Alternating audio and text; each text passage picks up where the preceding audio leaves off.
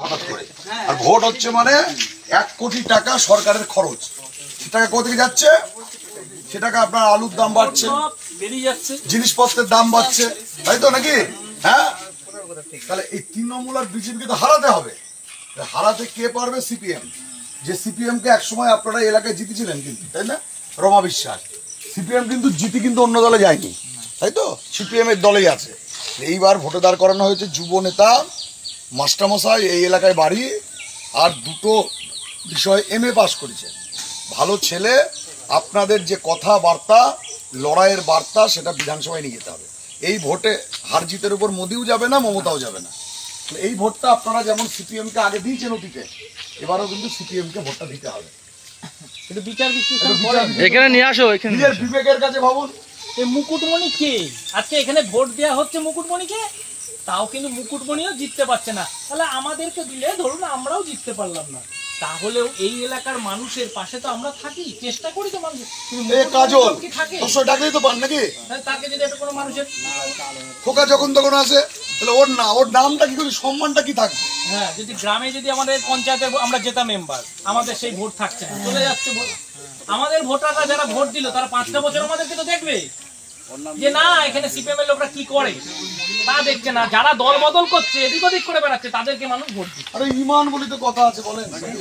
হ্যাঁ, আজকে তৃণমূলের কি কোনো লোক ছিল না? দাদা না, আমাদের পার্টির আছে, আমাদের পার্টি যেখানে যা, না ওদের পার্টি তো ভোট পাচ্ছে দাদা, আপনি বলুন। তাহলে ওরা ভোটটা পাচ্ছে কি করে? ইমান নেই, যে পার্টির ইমান নেই সেই পার্টি ভোট পাচ্ছে, আর যে পার্টি অন্য দল চলে যাচ্ছে। বলুন তো 16 সালে রমা বিশ্বাস যখন ভোটে জিতেছিল আপনার গ্রামে, কিন্তু আমরা ভোট পাইনি সেবারও, কিন্তু সেইবার রমা বিশ্বাস কি 5 বছরে চলে গেছে? বলুন, চলে যায়নি। সে আছে তো, পার্টি করছে সে, তাহলে যাতে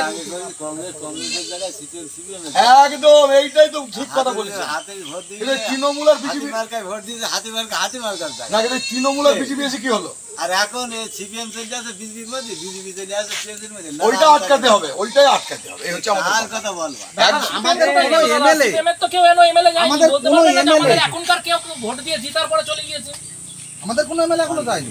এখানে এসে একটু জানি এমএলএ এখনো কোনোদিন আমাদের তো আমরা জিতি না, আমাদের চলে যাওয়ার প্রশ্ন আসছে কেন? এতদিন কেউ চলে গেছে কোন দল থেকে? আমরা এই যে নুন করবে সেই লোক দাঁড়িয়েছে, এবার তাকে কিন্তু হারাতেই হবে। হ্যাঁ, মনে রাখবেন। সিপিএম কে ভোট দিলে যে লস কিছু দেখতে পাই না আমরা, যেটুকুনি কাজ এই কাজল করে তোমাদের এখানে, এই কাজল যদি ভোটটা না দেন তাহলে কাজলের হাত শক্ত হবে না। এবার কাজল যেটুকুনি কাজ বুঝতে তো পারছেন, এখানে তো ভোট হলো নতুন করে। ভোটটা কেন হলো জানেন? কেন বলেন তো?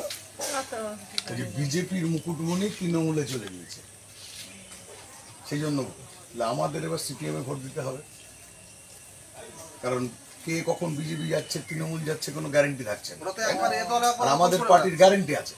ধরেন আমাদের তো কেউ দল বদল করে না, দল বদল করে না। এই 16 সালে রমা বিশ্বাস জিতেছিল, দল বদল করেছে? এই সময় ভোট হয়, বলুন, অকাল ভোট তো এটা। বৃষ্টিটাও ঠিকঠাক টাইমে হয়, আর এদিকে ভোট দেখেন ঠিকঠাক টাইমে। কদিন আগে ভোট দিলেন, আর একটা ভোট করতে কত খরচ জানেন? না কত খরচ? আমাদের তো মানুষের টাকা নেওয়া।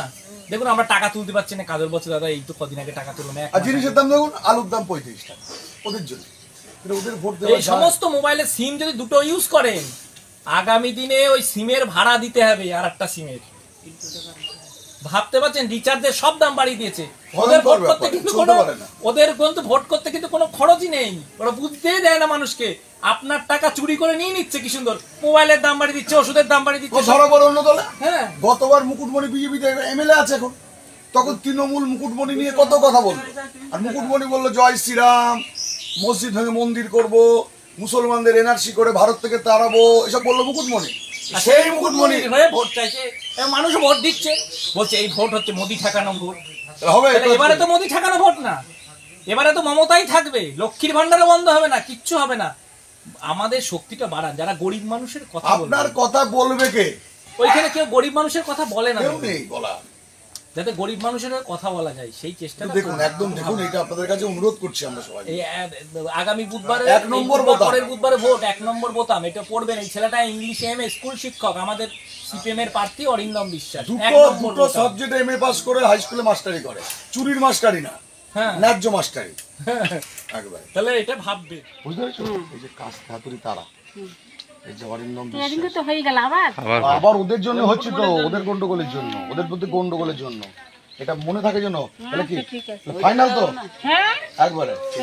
এবার একটু কাজটা যদি তারা তো ভোটটা দিতে হবে, হ্যাঁ, যাতে ভোট আর এদিক ওদিক করা যাবে না। মুকুটমণি বিজেপির এমএলএ, ও ভোটে জিততে পারবে? কোনোদিনই জিততে পারবে না। তাহলে আমরাও জিততে পারবো না, বলবেন সিপিএম মতো জিততে পারছে না।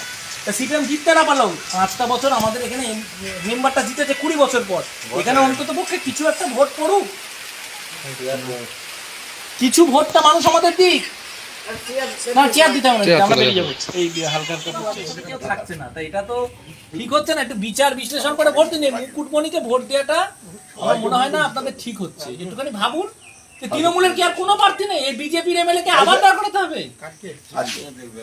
হ্যাঁ, তাহলে এইটা বিচার বিশ্লেষণ করে ঠিক করবেন। এটা 1 নম্বর বোতাম। হ্যাঁ, ঠিক আছে।